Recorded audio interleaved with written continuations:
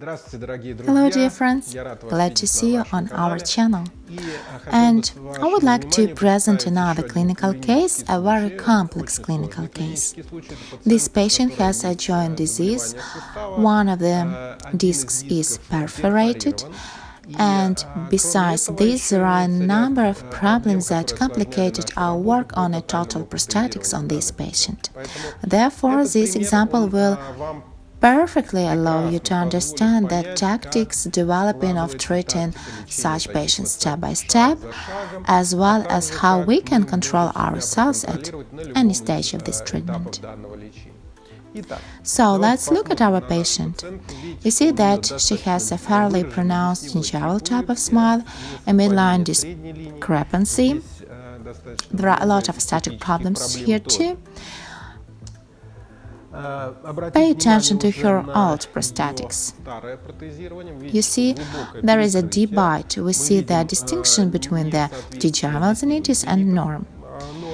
And we understand that there will be a lot of work here. Also, if you pay attention to the upper areas, you will see scar tissue there. That is, we understand that even without doing an X-ray, there are a lot of problems with the patient and the abutment teeth. And let's look at two more attractive points. That's what the lateral occlusion is worn out. The teeth are raised in the lateral areas. And also you see that the doctors, or maybe just what happened with the teeth itself, they tried to correct the lack of space in the area of the front tooth. That is, we see that there are curved zones on ceramics. Pay attention to the lower teeth, we have an abrasion. Moreover, there is a certain nuance of this abrasion. Look, some areas are just polished. They are not just worn away, they are precisely polished.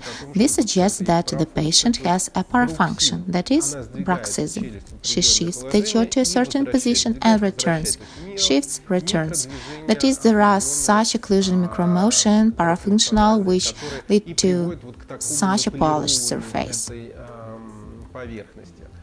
That is, we understand that our patient is quite complex in so many parameters and in very many points. So, you can also see that we have chips, defective restorations, and a lot of questions about occlusional relationship. We remove the old restorations, look at what we have on X-rays. You see that almost all teeth are depulped. There are periodontal problems, the material is extruded beyond the apex. Also, the teeth themselves are quite worn out. You see that most teeth are just roots itself. If we remove the old filler material, then practically nothing remains of tooth. Part of our analysis is that we, even before proceeding with all these interventions I described above, carry out diagnostics. Part of the diagnostics is associated with the cephalometric analysis, and here I would like to draw your attention to the Schwartz cephalometric analysis. You see that the angle that we get, so-called inclination angle of the dental wire complex, is above normal. That is, what does it say? That the patient has a cross bite. Now I want to explain with what we should correlate it. So, taking the classic analysis as a basis, we see that the patient is practically natural, that is, she has angle class 1. However, if we return to this analysis, we will understand that it's not really like first class. The fact is that maxillodental complex is tilted forward. What does it disguise?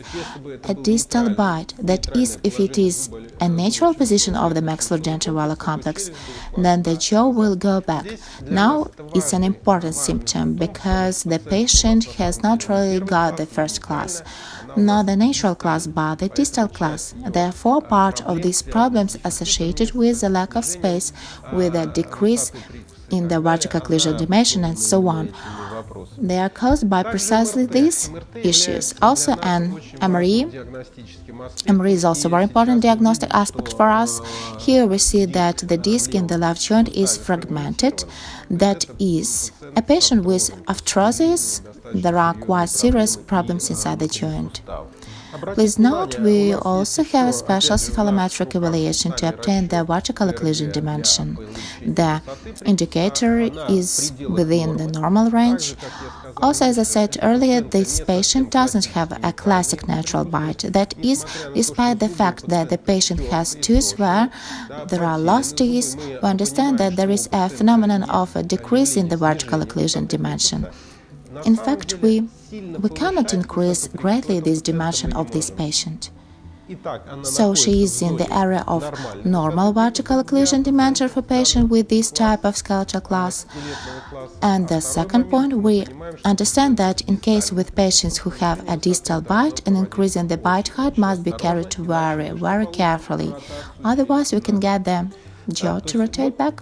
In this example, I want to show you the reasoning, the logic of understanding how to build a new patient prosthetics in the future. So, what else do we assess? We inspect the condition of the teeth. You see that hard tissues. There are not only old fillings, but also secondary caries and secondary deformations. We see micro cracks of teeth and different kinds of so-called tessiversion, that is, the teeth are in torsion. It's cramped. The teeth do not have space enough. However, look, a stage of permanent prosthetics, this slide takes us a little forward, will remove the situation. Although new neighbors understand that there is not enough space for teeth, there is not enough functional space for these teeth. So what do we do next? We conduct analytics related to the fact that there is a lack of this space, and we're limited at the same time. What are we limited? We are also limited by the spatial dimensions of the teeth. We cannot obtain functional space only by grinding, for example, the palatine surface. That is, in our situation, the clinical situation is squeezed into a rather narrow framework. So we start grinding, we restore damaged teeth using stump taps, and before making stump taps, I manufacture it for the future crown. Therefore, first we removed the seamed caries tissue and get the further prototype of our stump. Pay attention to this slide, you see that narrow. I pointed to the old filling material, which is located on the inner surface of the tooth canal. You see just how thin these teeth are.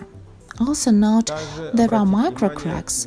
That is, of course, the abutment teeth have a number of risks due to the further possibility of the destruction of these teeth. However, I didn't remove everything. We attend to tooth-saving tactics, and we've saved these teeth. Many of them were restored. It was done in prosthetics, and this work serves more than 5 years. Actually, everything is more or less good with the patient. So the teeth are grinded for the taps. The stump taps are made. In the frontal areas, we covered them with ceramics. Here you see a slide on which I mark up future surgery. Because part of the work, despite the fact the roots are destroyed enough, we can move apically, dissecting the gums and gaining access to more preserved root tissues. And then we increase the so-called ferrule effect. That's why, in general, teeth can serve and serve for a long time. I mark in a special way the restoration levels and do markings on a model. And pay attention, even at permanent work, in some areas we didn't carry out an extension. This was due to the fact, for example, that in this case, in the area of the tooth 2.4 was performed a resection of the root apex, so we simply do not have the opportunity to move apically. Also, in this slide, you can see that the patient has so-called dental barrier extrusion. That is what happened. She lost her teeth early enough, and in the internal one, these teeth were absent, the upper ones proceeded extrusion. However, once again, we can't operate too high because we are limited in this case by the level of bifurcations. Therefore, once again, CT scan was done and we began to analyze our future work. So, lengthening is carried out. Please note, after carrying out an extrusion, where is located of primary layer of grinded and where do we have the gums. I applied specially the temporary crowns and we see how much we perform the apical displacement, quite a lot. We do restoration of this segment. You see already at a permanent work, if we did not defeat the gingival smile, then we manage it well enough. We grind the teeth upper and lower with the help of special burrs, and we already carry out permanent prosthetics.